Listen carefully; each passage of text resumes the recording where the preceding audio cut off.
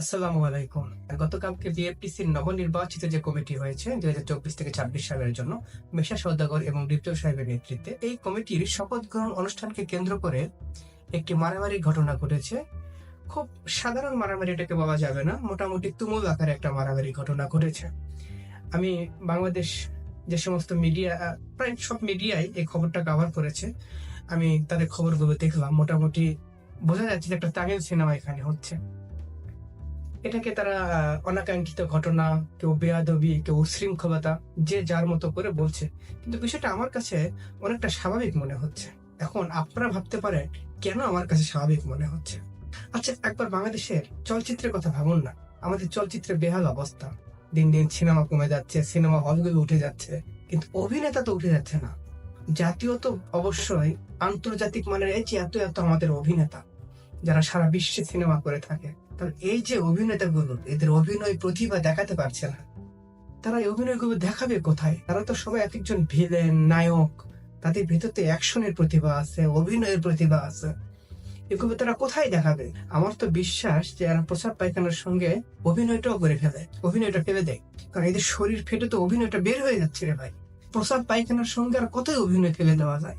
তাদের ভিতরে তো একটা অভিনয়ের, কি বলবো, একটা সাগর আছে, একটা অভিনয়ের সাগরওয়ালা মানুষগুলা কতদিন আর ধৈর্যের বাঁধ দিয়ে সাগরকে আটকাইতে পারে? তাদের তো ধৈর্যের বাঁধ ভেঙে গেছে। তাদের ধৈর্যের বাঁধ ভেঙে কতটা ভয়াবহ বন্যা আসতে পারে তার একটা উদাহরণ তারা গতকালকে দেখিয়েছে। তার উপরে আবার মনে করেন যারা মাত্র নির্বাচনে জয়লাভ করেছে, অনেক বাধা বিপত্তি পেরিয়ে তারা মনে করেন জয়লাভ করেছে, তো শরীরে তো তেজের একটা ব্যাপার আছে, টেস্ট তো দেখানোর একটা জায়গা দিতে হবে। সাংবাদিক ভাইরা কেন এত এটা নিয়ে করছে আমি বুঝতে পারতেছি। একটু মারছে তো। আবার এটা হতে পারে যে তারা অনেক চিন্তা ভাবনা করে দেখছে বাংলাদেশের সিনেমা আর চলছে না, তো আমরা তামিলের মতো বিভিন্ন রকম অ্যাকশন সিনেমা নিয়ে আসবো। হতে পারে সেটার একটা মহড়া, এয়ারসেল বা একটা ডেমো গতকালকে তারা দেখাই দিতে পারে। প্রশ্ন হচ্ছে, এই ডেমোটা তারা সাংবাদিকদের কেন দেখাবে? এখানে একটা বিষয় আছে। দেশের প্রত্যেকটা দেশে খবর, নিউজ কারা কভার করে? দেশে কি হতে যাচ্ছে, কি হচ্ছে, এই বিষয়গুলো কারা প্রচার করে? সাংবাদিকরা। সুতরাং তারা সাংবাদিকদের এখানে বেছে নিচ্ছে, এবং সাংবাদিকদের আঘাতটা পড়ছে এই কারণে যে তারা যেন বিষয়টাকে ভালোভাবে প্রচার করতে পারে।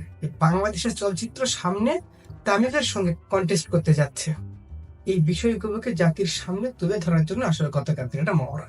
এটা কোনো মারামারি নয়। এটা আপনারা বাংলা চলচ্চিত্রের ভবিষ্যৎ যে একটা উন্নয়নের রোল মডেল হবে বাংলাদেশের চলচ্চিত্র, সেটার একটা ডেমো হিসেবে আপনারা নিতে পারেন।